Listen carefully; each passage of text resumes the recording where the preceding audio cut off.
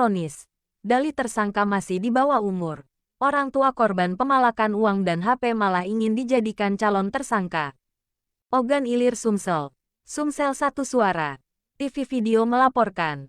Ironis, ketiga orang tua dari korban pemalakan uang dan perampasan handphone yang terjadi di Desa Seri Bandung, Kecamatan Tanjung Batu, Kabupaten Ogan Ilir ini, alih-alih mendapatkan keadilan malah kini mereka dilaporkan balik oleh orang tua dari salah satu dari ketiga terduga pelaku tindak pencurian dengan kekerasan. Padahal ketiganya yakni Ropiko warga Dusun 1 RT 002 Desa Seri Kembang 3, Arman warga Dusun 2 RT 03 Desa Seri Kembang 2, dan Hajrul warga Dusun 1 RT 002 Desa Seri Kembang 3 ini merupakan orang tua dari ketiga korban perampasan HP bernama Ahmad Afrizal, Aap Wisnu, W, dan Zahrikal, Z oleh ketiga terduga pelaku atas nama Farel, Aidil, dan Safa. Kronologinya bermula ketika Aap, W, dan Z bersama pelajar SMKN 1 Tanjung Batu Kelat X10 ini tengah nongkrong di TKP sembari berfoto di atas motornya. Ketiga terduga pelaku ini tiba-tiba lewat dengan berboncengan menggunakan sepeda motor matic mondar-mandir di lokasi kejadian pada tanggal 31 Januari tahun 2024 lalu. Tak lama kemudian, dua dari ketiga terduga pelaku yang berboncengan ini pun turun dari motornya dan langsung merampas handphone dan memalak uang senilai Rp14.000 sembari mengancam mereka, korban, dengan menggunakan sajam jenis parang dan sebilah pisau. Menurut pengakuan orang tua korban, kala kejadian Wisnu diancam dengan parang di lehernya dan Ahmad Afrizal diancam dengan pisau pada pinggangnya. Kemudian kunci kontak motor milik Zahrikal dirampas dan dibuang oleh si Farel. Sementara Safa sang pembonceng terduga pelaku merupakan otak dari aksi pencurian dengan kekerasan ini. Selepas mendapatkan laporan dari putranya A, Ropiko pun mendatangi rumah ibu Farel dan sang ibunda mengatakan tidak mau berdamai soal si Farel ini. Kalau mau dibunuh pun silakan, ujar Ropiko menirukan perkataan ibu Farel kala itu. Lalu Ropiko pergi ke tempat ayahnya Farel dan ia pun tak sanggup untuk menggantikan ketiga handphone milik korban. Bila begitu maka kami akan melaporkan kasus ini, kata dia. Kemudian, Ropiko bersama Arman langsung ke Sri Tanjung guna mencari keberadaan Safa. Lalu di sana bertemu dengan ibunya dan dia menelpon suaminya Rido agar pulang. Mereka pun bilang jangan dulu melapor pada polisi ataupun kades.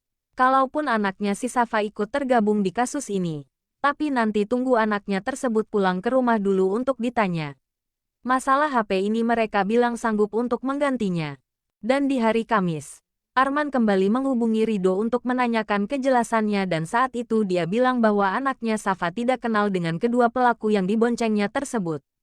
Merasa ada gelagat tak beres, bergeraklah Arman ke Tanjung Lalang lalu terjadi musyawarah meminta waktu hingga jam 4 sore. Lalu Rido kembali nelpon dan bilang tunggu sampai lepas Isya. Lalu kami mendatangi lagi kediaman Safa. Namun ayahnya Rido sedang tidak di rumah dan tidak bisa pulang juga. Kemudian kami mintalan si Safa untuk keluar dari rumahnya, di teras dan kami langsung menginterogasinya.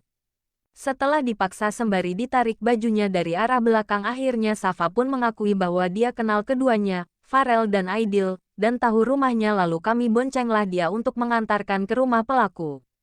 Saat dalam perjalanan hendak ke Payaraman itu, kami singgah dulu di Seri Kembang kemudian si Safa ini turun dari motor kami dan langsung lari lalu ditangkaplah oleh warga dan dihajar massa di sana.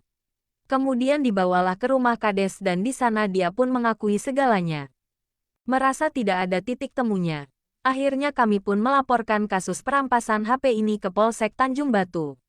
Namun sampai sekarang tidak ada kelanjutannya dari kasus yang kami laporkan atas nama Farel DKK ini. Dan akhirnya, terdengarlah kabar bahwa si Farel itu telah tertangkap tetapi dengan kasusnya yang lain bukan kasus yang kami laporkan. Mendapati informasi penangkapan Farel itu, Hajrul langsung mendatangi Mapolsek Tanjung Batu dan di sana polisi bilang bahwa si Farel banyak kasusnya. Dan dia tertangkap ini atas kasus lain. Kasus kami ini dianggap lebih ringan. Jadi rugi bila mau diusut jadi diusutlah kasus yang lebih berat ini, kata Hajrul. Saat itu, saya hendak melihat wajahnya Farel dan dipanggillah si Farel ini oleh si polisi. Dan bilang bahwa dialah pelaku perampasan HP. Dia mengaku dan polisinya juga bilang si Safa tidak terlibatkan dalam kasus ini. Terus si Farel jawab iya pak, ujar Hajrul. Melalui media ini, ketiga orang tua korban pemalakan dan perampasan HP ini mengaku dan merasa tidak mendapatkan keadilan dalam kasus yang menimpa anaknya ini. Kasus kami tidak diproses oleh Polsek Tanjung Batu. Sementara Ridho orang tua salah satu terduga pelaku ini malah melaporkan kami ke Polres Ogan Ilir atas dugaan penganiayaan anak di bawah umur padahal kami tidak merasa menganiaya si Safa, kata Hajrul, Ropiko dan Arman. Minggu tanggal 31 Maret tahun 2024 saat diwawancarai. Bahkan, menurut keterangan ketiganya bahwa mereka sudah dipanggil dan akan ditetapkan sebagai calon tersangka padahal jelas-jelas si Safa ini terlibat dalam kasus yang kami laporkan bersama si Farel dan Aidil. Akan tetapi nyatanya dia malah tidak ikut diproses secara hukum. Sedangkan si Farel tertangkap atas kasusnya yang lain, bukan dari kasus yang kami laporkan sebelumnya. Sementara, si Aidil tidak diketahui keberadaannya dan tidak diusut juga. Kami merasa tidak terima atas ketidakadilan yang kami alami ini. Kami di sini adalah korban, tapi malah akan dijadikan tersangka oleh orang tua salah satu pelaku perampasan HP dan pemalakan uang terhadap anak kami ini.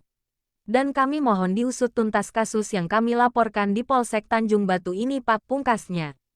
Demikian kabar laporan jurnalis Ogan Ilir Sumsel Indonesia.